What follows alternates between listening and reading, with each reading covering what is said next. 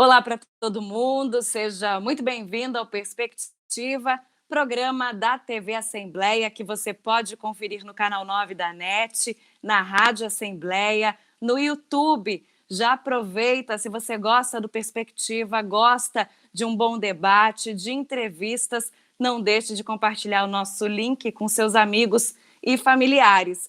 E desde a estreia do nosso programa, nós estamos debatendo com especialistas, com pessoas dos mais diversos segmentos que vão da educação ao meio ambiente, as formas de combate do novo coronavírus, os desafios e as perspectivas de futuro pós-pandemia.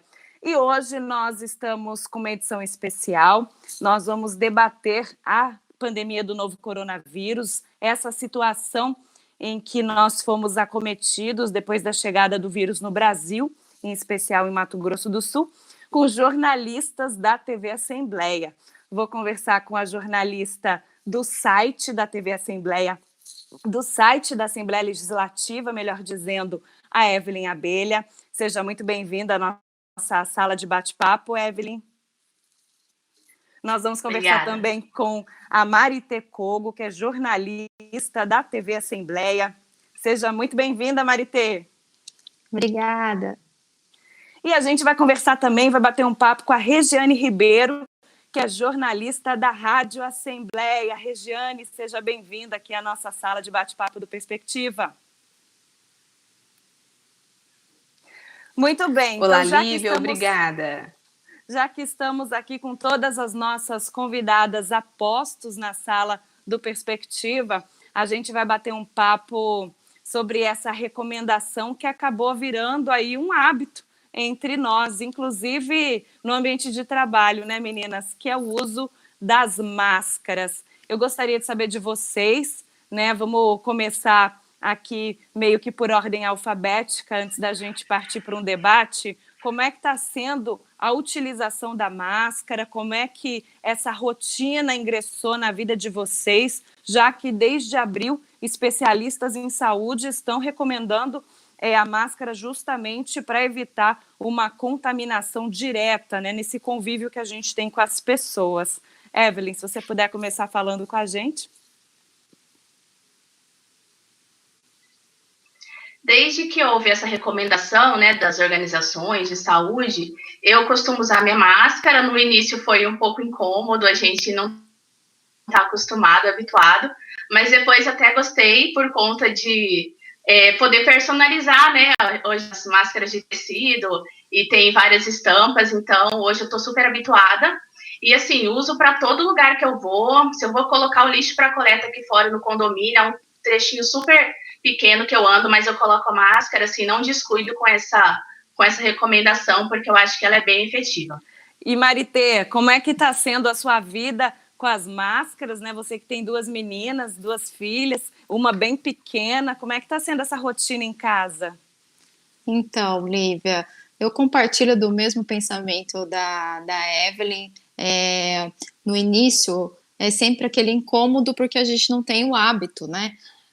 Mas aqui no condomínio também, logo no início da pandemia, já foi como regra, né, entre os moradores e os funcionários, então a gente teve que passar a fazer o uso da máscara a todo momento nas áreas de lazer, né, a gente nem tá podendo usar muito, né, a área de lazer, mas a partir do momento que você sai do seu apartamento, você tem que utilizar a máscara. A minha filha mais nova, de 2 anos, não utiliza máscara de jeito nenhum, então eu evito mesmo de tirá-la de casa. Agora, a Valentina, de 10 anos, ela faz o uso da máscara normalmente, quando sai conosco. Para a criança também é mais difícil, porque tem aquele incômodo toda hora ficar pegando na máscara, que não pode, né, mas incomoda o nariz. Aí eu falo para ela sempre estar utilizando o álcool em gel, até tô aqui, ó, antes de usar a máscara, você tem que limpar a mãozinha com álcool e depois também ao retirar. Então, assim, vai fazendo parte da rotina, né? E a gente tem que se habituar a isso até esse vírus, se Deus quiser, aí diminuir ou passar de vez.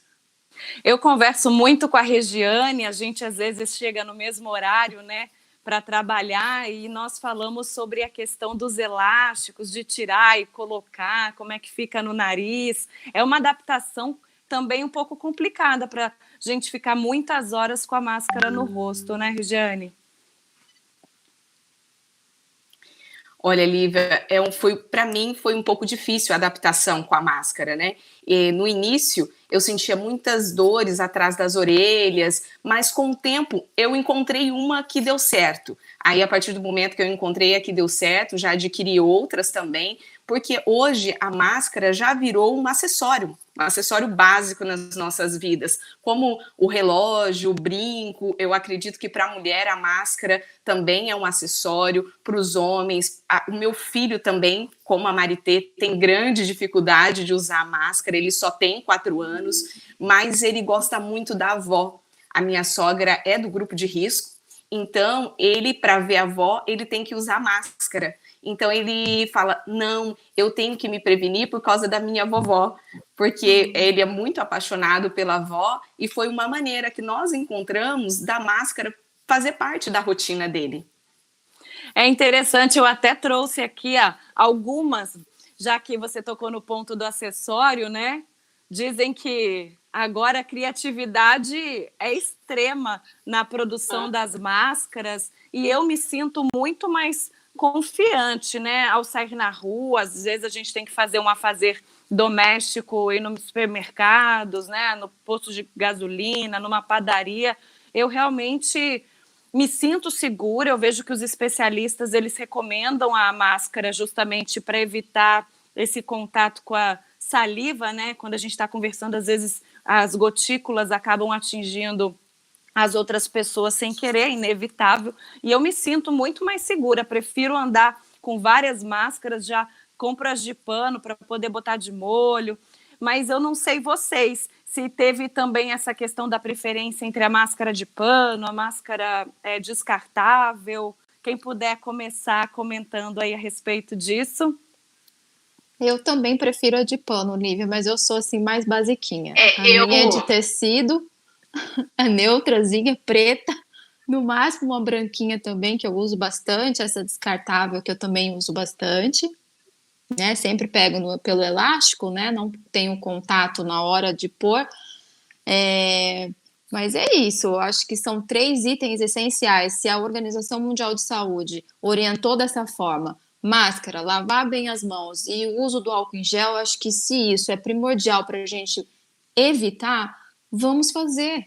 Acho que é tão pequeno, é o mínimo, entendeu? É o mínimo que a gente pode fazer para que não seja contaminado, então vamos fazer, com que isso seja uma regra, que nem a Regiane acabou de falar, é como se fosse um relógio, como se fosse um brinco, algum acessório que faça parte do seu dia a dia, porque você está se preservando e salvando a vida do próximo. E eu fico assim indignada quando às vezes porque aqui em casa ficou o Fernando, meu esposo, determinado assim, ele que está na linha de frente, né? Que trabalha todos os dias, tem que comparecer, vai ao mercado, ou que precisar sair de casa, é ele que está na linha de frente, a gente fala aqui. E ele volta para casa assim, desanimado, ele fala assim, amor, a gente cuida tanto, mas a gente vai no mercado, as pessoas não estão utilizando, a gente passa em frente ao ponto de ônibus com aglomeração, as pessoas não estão usando a máscara. Então vamos ver agora, né, com o decreto do prefeito, né, aqui da nossa cidade, Campo Grande, se as pessoas se conscientizem mais. Vamos usar as máscaras. Regiane? Eu sou adepta da máscara de tecido Evelyn. Também, desculpa. Porque quando eu fui comprar de descartável, eu estava com dificuldade para achar naquele início, quando todo mundo resolveu, enfim, comprar máscara também. E eu também comprei de tecido porque tem vários conhecidos, né, que fazem as máscaras, então ajudam também outras pessoas que estão tirando uma renda com essa nova função, com essa nova atividade, e por conta também da gente poder escolher a estampa, né? A minha mesma é dupla face, então uma vez eu posso usar assim, depois que eu lavar eu posso usar do outro lado. E eu também sinto a mesma coisa assim que a Maritê falou, a gente sai na rua não ver as pessoas de máscara, às vezes a gente até se sente errado, sabe? Exatamente. Ah, eu tô de máscara, mas eu não abro mão, realmente, essa aqui vai comigo.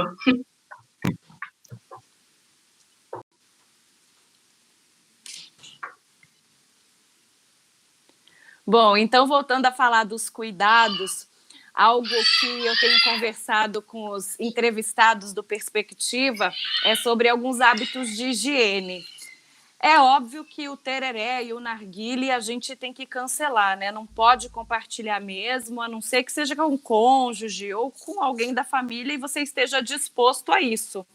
Mas aquele tereré, aquela roda com os amigos, aquele convívio, realmente a nossa vida mudou muito. E algumas situações do dia a dia, já que nós estamos falando dos cuidados, eu até gostaria de ouvir o comentário de vocês a respeito, é a questão da higiene. Como a gente nunca pensou nisso antes? Um garçom, de repente você está indo comer fora, indo servir a sua comida com a máscara é muito mais higiênico. Às vezes ele está ali com a sua comida e está virando para falar com alguém de uma outra mesa em contato com a sua refeição. A manicure está fazendo a sua mão ali conversando com você. Então, o bolo, na hora do parabéns, você assopra, né? Aquela vela que não apaga nunca. Fica ali assoprando, assoprando. E você fica imaginando, né? Depois desses cuidados, depois do surgimento do coronavírus, a gente pensa, puxa vida, né? Não custava nada dar uma higienizada nos alimentos na hora que eu cheguei na minha casa, lavar bem a minha mão, né? O garçom ali usando máscara. O que vocês acham? É preciosismo demais ou é importante mesmo a gente começar a adotar esse novo normal no que diz respeito à limpeza e higiene? Regiane, assim, que não falou. Para mim foi um novo normal, porque aqui na minha casa eu era a louca da limpeza, sabe? Eu era a louca da limpeza, sempre gostei de tudo muito bem organizado, muito bem limpo. Chegava do supermercado, já vamos lavar todas as frutas, verduras para guardar na geladeira, tudo limpinho. Não usava tapete nas portas, porque sempre achava, quando eu tive meu filho, a gente teve um problema de infecção. E aí a gente já tinha adotado algumas medidas. E aí depois acabei aderindo elas no meu dia a dia. Aí meu marido falava assim, mas você está muito neurótica com a limpeza. Aí hoje, todas as pessoas, elas começaram a olhar de uma forma diferente. Fala, nossa, você tinha razão. Quando chegava do supermercado, queria lavar fruta, verdura. Não, já pegava um saquinho, né? Quem nunca fez isso? Pegou o saquinho direto quando chegava do supermercado e guardava na geladeira. Hoje, a gente... Por exemplo, aqui na minha casa, a gente nem utiliza mais as sacolas. A gente já leva a nossa sacola reciclável, já utiliza ela, chega aqui, higieniza a sacola, guarda para ir novamente no supermercado depois. Então, assim, são mudanças muito assim, radicais. Todos adotaram. E são mudanças que hoje, para a gente já era normal e agora vai ser do dia a dia de todo mundo, né? Exatamente, Regiane, eu também. Eu tive um problema de saúde, no caso, não eu, né? A gente passou por um problema de saúde aqui na família, logo no nascimento da Manuela, com 15 dias de vida, ela ficou na UTI. Então, a gente teve que estabelecer muitas normas aqui em casa por não ter respeitado o que o médico sempre disse, né? Com relação aos 3 primeiros meses do bebê, para evitar visita, enfim, por conta de alguém que veio me visitar que estava levemente gripado, mas para um bebê recém-nascido isso já é muito, né? E infelizmente a Manu foi para a UTI, então a gente teve que mudar totalmente a nossa rotina de casa, começando na porta de casa, não entrava mais com sapato. Então eu comecei com isso há 2 anos, hoje a Manu tem 2 anos. Então, começa aí já. Sapato, a gente se trocava quando ela era recém-nascida na lavanderia, trocava de roupa, jogava uma água no corpo, aí eu ia ter contato, eu e meu esposo, com a Manuela. Então, isso agora, depois que a gente já passou por tudo isso, a gente só está dando continuidade. E é assim, e essa vai ser a rotina. É difícil se habituar. Das compras do mercado também. Eu não tinha o hábito de lavar, não, Regiane. Confesso para você, hoje eu lavo tudo. Enlatado, garrafa PET, passo água na caixinha do leite, nas frutas, nas verduras, porque a gente não sabe, é tudo tão novo, e é o receio, é o medo que você tem de algo desconhecido.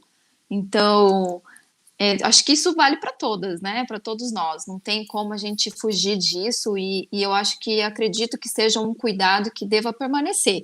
Pelo menos aqui na minha casa vai permanecer. Aqui na minha casa também, eu adotei algumas medidas, assim como vocês adotaram, e também lavo tudo que vem do mercado. Com as frutas e verduras, a gente já tinha uma certa prudência, né, com questão de lavar, higienizar, mas com os outros produtos do mercado, do jeito que chegava da prateleira de lá, já colocava na nossa despensa aqui. Então, agora não, todo mundo vai para a pia, toma banho, que não pode ser lavado, joga o álcool em gel, passa ali, dá uma higienizada, e também sapato, também já não entro mais com sapato dentro da minha casa. As roupas também, eu me troco na lavanderia, meu cesto de roupa suja já fica lá, porque eu já tiro, já vou tomar banho, para realmente não ter problema de trazer uma contaminação para dentro de casa. Olha, impressionante como a gente faz umas gravações especiais e nessas gravações o celular ele resolve cair, né? Sempre assim, mas já faz parte aqui dessa dinâmica do Perspectiva, alguns percalços nessas transmissões online que, enfim, acho que já está todo mundo acostumado. E falando a respeito de fontes de informação, eu sei que no começo todo mundo ficou muito assustado, né? A gente viu que o Brasil, principalmente aqui em Campo Grande, né, a gente foi fechando, tudo foi fechando, as lojas, as repartições públicas, né, tudo ficou ali meio que em quarentena durante um tempo, e muitas notícias começaram a surgir, as fake news vieram junto, e eu gostaria de saber, assim, de vocês, o que vocês mais gostam de pesquisar a respeito do coronavírus, o que vocês mais levam em consideração para ter certeza de que é, de fato, algo de credibilidade, algo que vai prestar um serviço para a gente, ou quando vocês descartam, porque não, essa informação eu acho que é falsa, eu tenho que tomar um pouco de cuidado, tenho que dar uma dupla checada, ainda mais que a gente é jornalista, tem um certo compromisso também com isso. Bom, eu sempre, habitualmente, eu acesso os sites mais conhecidos, como o Estadão, o UOL, G1. As minhas pesquisas são mais com relação mesmo ao número de casos, se tem aumentado mortes no país, de que forma as cidades estão se comportando, as que têm mais índice de casos, né, São Paulo, como que eles estão se comportando, o comércio, de que forma isso pode refletir aqui no nosso estado, os cuidados são os mesmos, então, assim, acho que não tem novidade nisso, né? Acho que é fácil você identificar um fake news, eu acho difícil, assim, alguém cair, assim, tão... Porque não tem como, acho que isso, a questão da Covid já está bem disseminada, mais, assim, com relação ao número de casos, de que forma o país está reagindo a isso, né? Mundialmente, o que os outros países estão fazendo diferente do nosso, o que a gente pode aplicar para melhorar, eu procuro mais nesse sentido. Então é interessante, né, a gente começar a levar, né, essas informações até para, né, trazer mais credibilidade para as pessoas da nossa família, para quem está com a gente. Regiane? Principalmente os idosos, eles passam muito tempo em casa devido à quarentena e a doença para eles é muito mais prejudicial que para qualquer jovem. Então isso faz com que eles fiquem muito na internet, nas redes sociais, vendo televisão.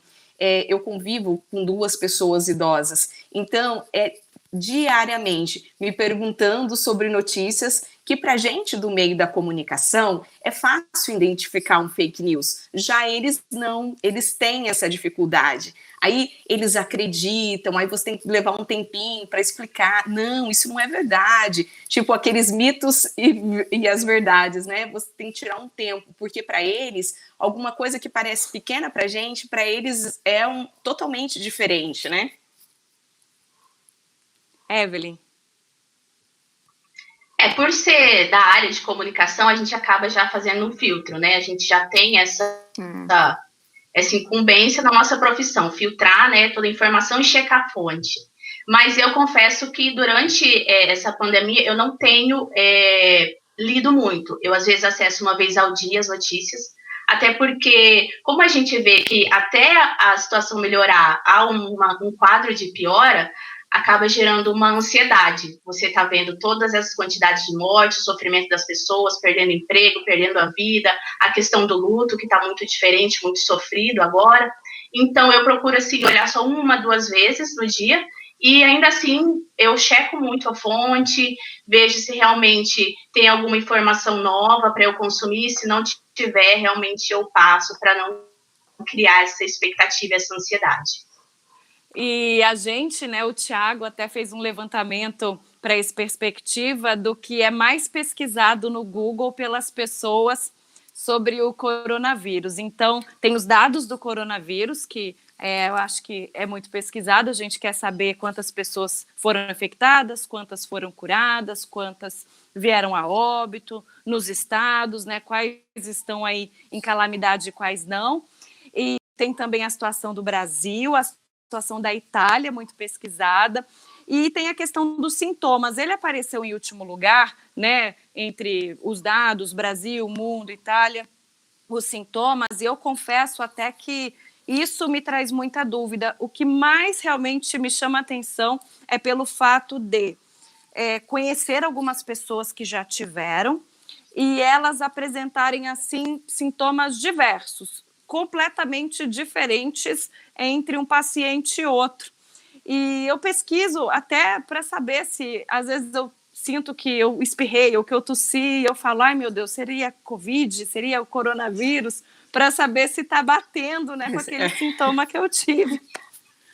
E eu não ou sei às qual vezes seria. nem sintoma tem, né? E às vezes nem sintoma tem. Exatamente, pessoas dizendo, algumas que perdem o paladar e se sentem cansadas, outras tossem e têm febre, outras, né, têm diarreia, algumas pessoas sentem coceira pelo corpo e dor de garganta, outras, como a Marité dizem, não sentem nada, outras sentem tudo e param nos hospitais. Vocês temem um pouco esses sintomas e, de repente, sei lá, a gente pode vir a ser uma vítima da doença. Eu confesso que fiz o teste, fiz a sorologia e deu negativo, não tive até hoje, pelo que eu sei até o momento. Então eu fico assim, meio ressabiada, né? Dou aquela tossidinha, já penso, seria? Verdade. Eu acho que esse é o medo de todos nós. Ou então você já espirra e já fala, não tenho Covid. Né? Não é Covid. Né? Porque você tem até medo agora de espirrar em público. É complicado. Mas realmente é o medo que a gente passa, mas vamos priorizar os sintomas que os médicos, né, consideram assim como os mais frequentes, né? Febre alta, né? Que é o principal, a dor na garganta, a falta de ar, né, pequena, ou até as pessoas que estão no grupo de risco, que às vezes já traz um problema respiratório. Sim. Com a Covid, isso é agravante, né? Às vezes esse é o primeiro sintoma dessa pessoa. Então é ficar atento, né? O duro é que você já se sente mal, você está com essa pressão do mundo todo sobre o vírus. E como não procurar um médico ou uma ajuda num posto de saúde ou no hospital, né? E você criar essa ansiedade, essa expectativa, é complicado. Seria o ideal já todo o sistema de saúde, né, dos estados, municípios, já liberarem o teste, né, para todos, porque assim quem for confirmado, né, já entra na sua quarentena e aí não fica espalhando o vírus, porque foi o que eu falei no início, né, tem as pessoas que são assintomáticas, e aí? Como que você vai identificar? Eu conheço, por exemplo, pessoas que já têm problemas de saúde e tiveram o coronavírus, já outras que não têm problema nenhum como a Maritê disse, não sentem nada, ficam em isolamento pelas precauções que são recomendadas, mas não sentem nada. E eu fiquei assustada quando eu ouvi um relato de um amigo meu que teve coronavírus. Ele disse que ele começou a sentir os sintomas com uma forte dor nas costas. E ele tem problema de coluna. Ele falou, olha, eu vou tomar meu remédio da coluna. Durante 4 dias ele ficou tomando o remédio de dor na coluna. Aí depois ele começou a sentir um outro tipo de dor. E aí ele recebeu no WhatsApp dele que uma pessoa que ele tinha tido contato há 20 dias atrás estava com corona. Aí o que ele fez? Foi fazer o teste. Só que nisso ele já tinha infectado a filha e a irmã. Nossa. Então foi um processo muito doloroso para ele, porque ele se sentia culpado de não ter feito o teste antes, de ter passado aquela doença para a mãe, ou para a filha, para a irmã. Então, assim, foi aí que eu caiu na real a ficha que realmente é uma doença perigosa, que o Brasil não está preparado, e nós temos que tomar as nossas precauções. É nós, as pessoas, que vão conseguir combater essa doença, porque depende muito mais de nós do que de qualquer outra pessoa, do que das autoridades de saúde. Porque se eu não lavar, eu não higienizar, eu posso contrair a doença.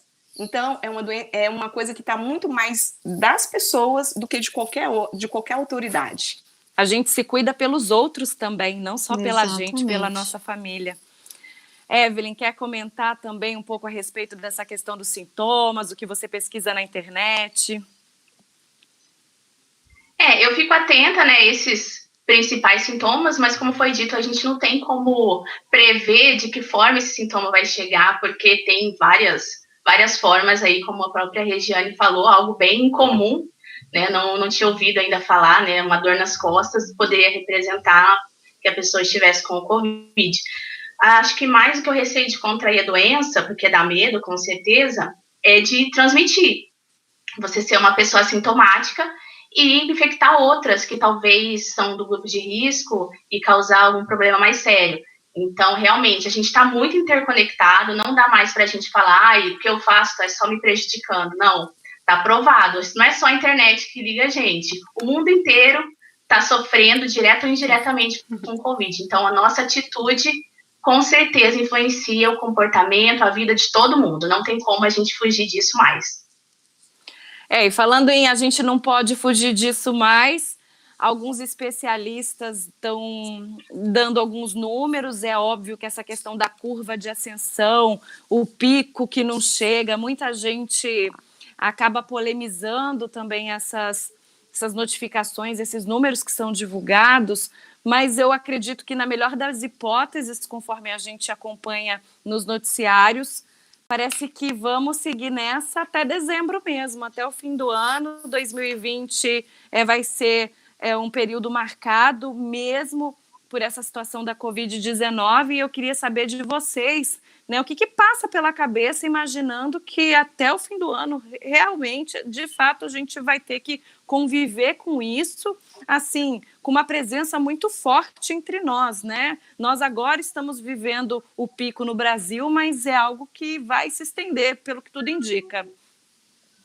Exatamente, Lívia. Hoje, por coincidência, eu li uma matéria no UOL falando sobre isso, que uma universidade de Singapura fez essa pesquisa que realmente até 31 de dezembro está previsto, né, que o vírus continue forte e para o ano que vem diminuir, mas os cuidados devem continuar, porque a gente vai ter que se habituar a conviver com esse vírus, como hoje a gente convive com H1N1.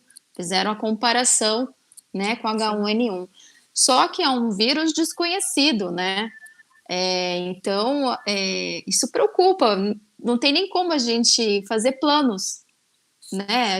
O primeiro plano é eliminar isso aí depois você pensar o que você vai fazer após isso cessar. Eu acho que a primeira atitude minha seria sair de casa com toda a família, tranquilamente, sem máscara, e abraçar as pessoas, assim, que a gente tem carinho, né? Porque até isso, hoje em dia, no nosso dia a dia, né, faz falta. Sim, Marité, o que mais me chamou a atenção no que você disse, até dessa matéria que a gente está comentando do caso do vírus permanecer até dezembro, é que eu conheci algumas pessoas que pegaram H1N1, sei que foi uma doença também devastadora, mas nesse círculo de convivência não conheci nenhuma que tenha sido internada. E de coronavírus já conheço vários, inclusive um jornalista conhecido nosso, que também passou por processo de internação, né? Outras pessoas, familiares de amigos. Então, é realmente algo que mexe assustador. Com a gente. É assustador. A gente vai chegar até o fim do ano, assim. Eu, como uma virginiana nata, eu gosto de tudo muito organizado, muito planejado, eu faço planos assim para o próximo ano, e agora eu me sinto assim com as mãos atadas. Por que a gente vai planejar? Não tem o que planejar, não tem, é esperar tudo isso acabar, aí você vai começar a planejar. Eu acho que para gente que tem filhos pequenos, principalmente nessa faixa etária, ali aos 4 anos, o meu tem 4 anos, a filha da Marité tem 2 anos, é muito difícil. Aqui em casa a gente tem enfrentado várias dificuldades de conscientizar o meu filho que nós não podemos ir brincar no parque, que não podemos jogar futebol, e aí a gente se depara com essa notícia que isso vai durar até o dia 31 de dezembro. Como você conscientizar uma criança sobre isso? Que ele não vai poder ver os amigos da escola tão cedo. Então, assim, é muito difícil. Para mim, essa é a principal dificuldade hoje que a pandemia trouxe para a minha vida. Principalmente o relacionamento com o meu filho, que está ali no pleno crescimento, aquela energia, né? Todo dia com aquela energia que é incansável. Às vezes a gente está cansado e eles estão ali com toda a energia. Não tem sido, assim, uma rotina fácil. Verdade. Eu sou igual a Marité falou, também gosto de planejar as coisas já bem certinho. Numa época dessa, já estou pensando nas minhas férias em fevereiro, em janeiro ali, para onde eu vou, o que eu vou fazer. Tinha planos, tinha eventos, tinha viagem, está tudo suspenso ou cancelado. Mas, assim, depois das 2 primeiras semanas que eu fiquei realmente perdida, demorei para me adaptar, mas a gente é adaptável, né? E hoje, assim, já internalizei, eu vivo por semana hoje. Eu organizo a minha semana ao domingo e vivo aquela semana e não sei como é que vai ser a próxima. Espero que seja melhor, cada vez melhor, mas realmente não fico mais nessa expectativa, talvez, de planejar, porque isso também acaba adoecendo a gente mentalmente, né? Quando a gente não tem controle sobre as coisas. Então, procuro viver semana a semana agora.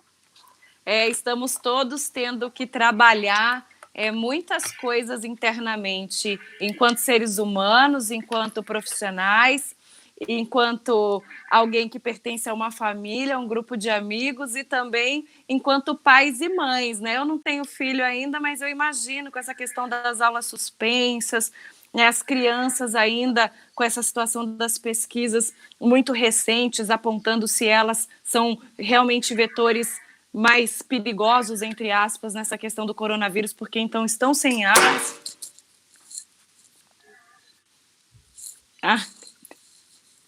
Bom, aqui em casa, Lívia, você tocou nesse assunto com relação à escola. Eu e meu esposo, a gente já decidiu que a Manuela, a de 2 anos, não retorna esse ano para a escola. Mesmo que a escola volte com as suas atividades normais, a Manuela não vai para a escola. A Valentina, de 10 anos, ela mantém a aula online, né? E a previsão é de estender, né, segundo o MEC, né, há essa conversa de que pode estender até dezembro. Eu prefiro, assim, por mais que esteja sendo bastante dificultoso para nós, pais, se habituar a esse ensino online, não é fácil. Ela está num processo, 10 anos, está no 6º ano, muita matéria que eu não lembro mais. Então, assim, tá muito difícil para os pais, porque a gente tem que trabalhar e estudar de novo, né? Fazer as coisas de casa, porque eu dispensei minha funcionária, até porque não tem lógica de eu ter uma pessoa aqui em casa que tem um convívio, eu não sei como que ela se cuida fora daqui. Então, até isso, eu dispensei, não tenho funcionário em casa, então eu faço todas as tarefas de casa e ainda tem, né, essa questão da escola.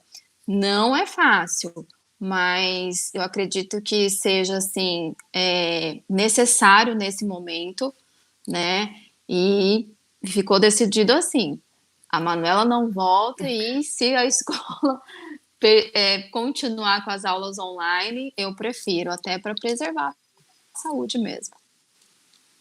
A gente se reinventa a cada dia, né? É uma Com reinvenção certeza. a cada dia. E assim, é um fato, e hoje nós conversávamos sobre isso, sobre a questão de manter ou não na escola.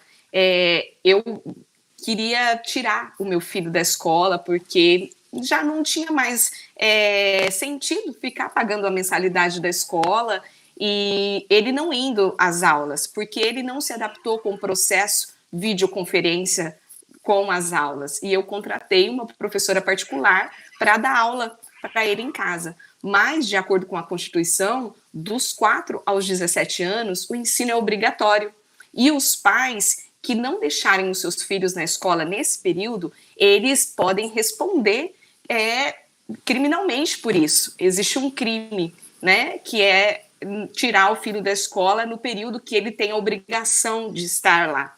Então, aí nós resolvemos manter meio período matriculado na escola e contratamos uma professora particular para ministrar a aula em casa, porque a gente não tem coragem de deixar ele voltar para a escola. Eu acredito que isso vai ser um novo hábito, vai ser uma nova, uma coisa que os pais vão ter que se acostumar, né? Novamente. Sim. Os pais, eu não tenho confiança de deixar o meu filho voltar para a aula, porque a máscara, se nós gostamos das nossas máscaras, as crianças vão adorar. Vai ser um acessório de troca na escola, né? Imagina, vai ter uma máscara do amiguinho cheia de bichinho, vamos trocar. Às vezes, meninas, a gente, quando se vê, a gente quer se abraçar, imagina eles. Eles não vão se aguentar, eles vão se abraçar, se beijar a todo momento. É um ano realmente de muita paciência, muito aprendizado.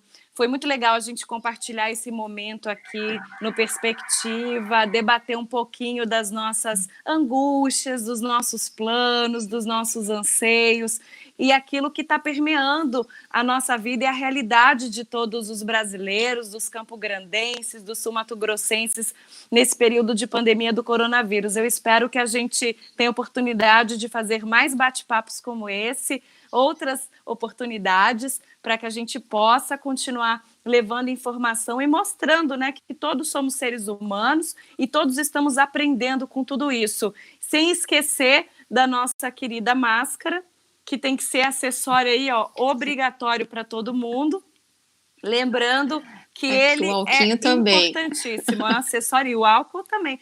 Álcool, lavar bem as mãos, vai sair de casa, vai ter contato com as pessoas, vá trabalhar, use aí a sua máscara, não importa, né, a cor que ela for, né, se ela é roxa, se ela é azul, se ela é rosa, se ela é de florzinha. Eu estava com uma branca hoje, eu botei para lavar porque já estava bem sujinha. Então, fazer essa lavagem, né, que é interessante, do acessório da sua máscara, deixá-la sempre bem limpinha. Então, que isso vire um novo hábito e um hábito para o bem, para que a gente possa cuidar do próximo. Quero agradecer, então, a jornalista Evelyn Abelha, que esteve aqui com a gente hoje, do site da Assembleia Legislativa. Maritê Kogo, agradecer também sua participação pela TV Assembleia. Regiane Ribeiro, obrigada você também, representante da Rádio Assembleia.